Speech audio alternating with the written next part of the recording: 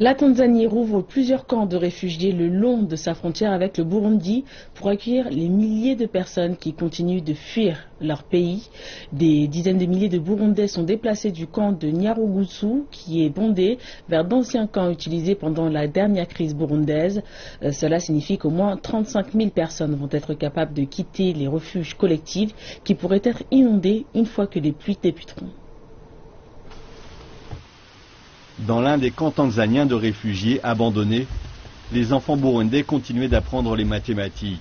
Et avant de retourner dans leur pays, ils ont écrit « Ne nous oubliez pas, nous reviendrons ». Il a fallu moins de 10 ans pour que cette promesse se réalise. La Tanzanie rouvre ce camp, car des milliers de Burundais arrivent chaque jour. Ils fuient les milices du gouvernement qui tentent d'écraser l'opposition. Il y a une vingtaine d'années, les réfugiés burundais ont commencé à affluer ici. Ils ont par la suite été rapatriés. Mais aujourd'hui, ils reviennent. Et dans beaucoup de cas, il s'agit des mêmes familles qui retournent dans les mêmes camps. Et le plus triste, peut-être, est qu'ils considèrent ces camps comme leur foyer.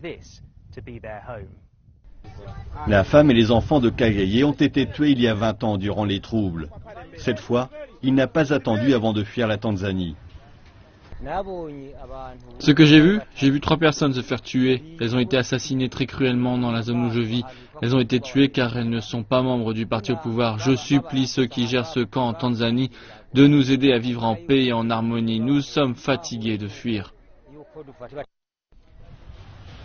Il fait partie de ceux transférés dans les camps qui rouvrent.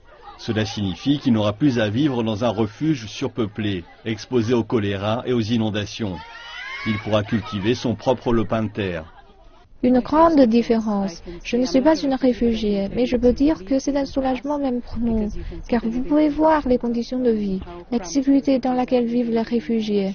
Maintenant, ils vont à un tuta où ils se verront allouer ce que nous appelons un lopin familial, où ils pourront faire du jardinage et avoir une impression d'unité familiale qu'ils n'auraient jamais pu avoir dans les refuges collectifs.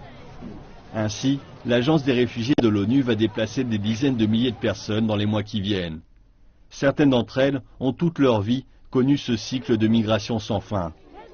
Quant aux Burundais qui ont écrit le message sur le mur, ce sont aujourd'hui leurs propres enfants qui vont pouvoir le lire.